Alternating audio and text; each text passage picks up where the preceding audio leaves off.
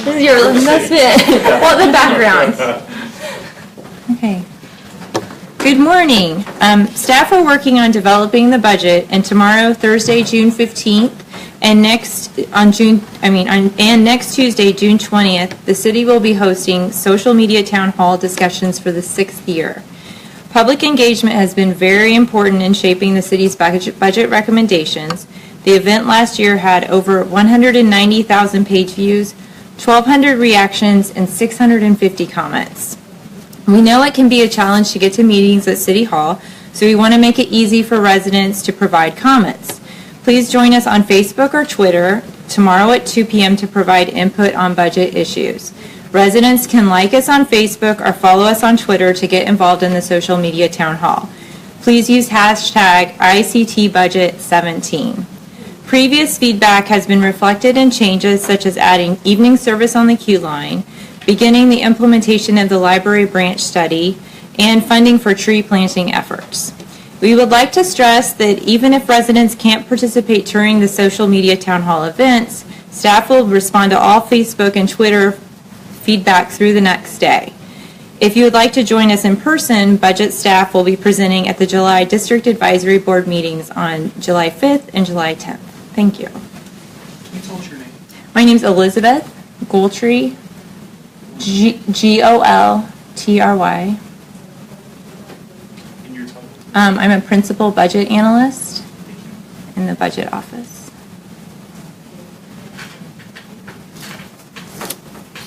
All right, thank you.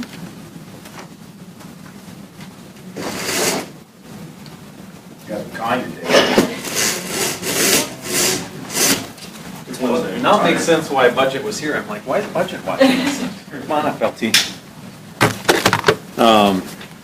Good morning, Gordon Ramsey, the police chief. I wanted to just talk to you real quickly about an initiative that we began in early May that involved us working more diligently at addressing violent crime. And it started with really a two-pronged approach. Many of you are aware of the community meetings that we've been having with our partners to address issues with activities for youth, employment opportunities, as well as summer activities to keep them out of trouble and their time occupied and structured. Some of the partners have been the Boys and Girls Club, YMCA. YMCA's done a great program on Sundays, or I'm sorry, on Saturdays, where they have evening youth activities that go well into the night, where the kids stay there and are safe in a structured environment. In an effort to reduce the violence, we want to make sure that youth have a place to be that is safe and where they can't get into trouble. So we put this group together. We have another meeting this afternoon where we're going to continue to work on sustaining our effort as far as come on up, Mark Bennett. We're working on sustaining our effort for youth activities so that we can keep them off the streets and give them things to do. Of course, the other issue, and that's been a major effort on our part to work with our community members in a collaborative effort to get everybody at the table. There's many different wonderful youth service providers, but oftentimes everybody's going in their different direction, and this is an effort to bring everybody together. The other thing that we've done is really focused on enforcement. That is putting a team together. We put a team together consisting of community police officers, patrol officers, investigative personnel, and have put them under the direction of Lieutenant Gilmore to focus primarily on violent crime and the violent offenders that are plaguing our city. It's consisted of two teams that run throughout the day and night. Detectives from the gang unit have been following up on the task force cases and presenting the cases to the district attorney's office. The task force responds to all drive-by shootings and gang violence. When they're not responding to calls, they're proactively focusing on our violent offenders. They've also been assisting on robberies and aggravated assaults. We've also partnered with, on the enforcement end, key federal partners. The ATF and FBI have been critical in this effort. They've been wonderful bringing resources to the table and assisting us with the effort as we go forward and trying to address these violent offenders. The other partner, of course, is the District Attorney's Office, who has graciously provided additional staff and have been an active partner on this as well.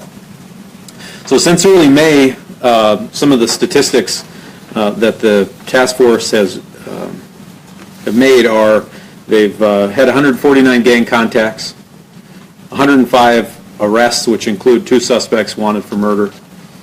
There's been 44 guns taken off the streets, as well as a whole litany of drugs, everything from marijuana, ecstasy, cocaine, heroin, meth, as well as prescription pills. And we've also recently brought probation and parole to the table as well, and work release, where they're attending our weekly crime ComStat meetings, so they're active in helping us as well. I'd like to invite Lieutenant Gilmore and District Attorney Bennett to say a few words as well, and then we can take some questions for you. Yes, the chief has done a great job explaining the task force and how it works. Just to give you just a little bit more information on that, the task force consists of 2 teams. We have a team that works during the day as well as in the evening. These are officers from our Special Community Action Team, our community policing officers, patrol officers, as well as gang intelligence officers from investigations. We're working day and night. We're responding to all the violent crime that occurs within the city. We're also working with the FBI and the ATF in reference to this when it comes to our federal firearms violations. We've seen some great success. We will continue to respond to all the violent crime and follow up on it after it occurs until we solve these cases. We've taken a lot of guns off the streets. We've taken a lot of violent offenders off the streets. And this is all in working partnership with the outside agencies to make Wichita a safer community. So we'd like to thank them for their participation and helping us out with this. Thank you very much. Mark? Well, just briefly, I'll say that the Office of the District Attorney obviously stands ready to cooperate with law enforcement, as we've done since really the 90s on these types of cases. Every time there's an uptick in these types of crimes, there's a communal effort to put together with law enforcement and the community to address these type of issues. And so this is a long-standing relationship we've had, and we'll continue to track these cases and pursue them aggressively. Thank you. Any questions? Chief, what's the official name of the task force? Violent Crimes Task Force. Yeah. Is it something that exists in perpetuity now, or is it something that has a goal or an end point?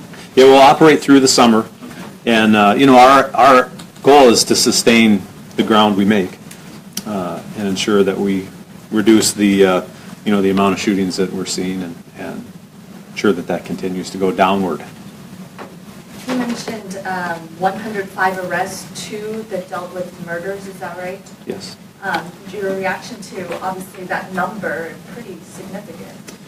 Very significant. It's nice to have bodies all focusing in one coordinated effort, and I think their impact is being seen. Not only from the statistics portion, but also I think the bad guys are also talking about it and feeling that we're watching closer, and we're doing more than we had been.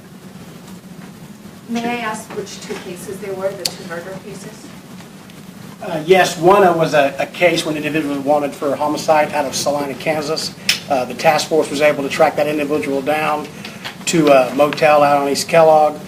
Ultimately, it initiated a SWAT call out, and he was taken into custody without incident and transported back to his jurisdiction. They also recently helped and assisted with the apprehension of Dane Wright, who was the most recent homicide we had here in the community. Okay. All right. Thanks, guys.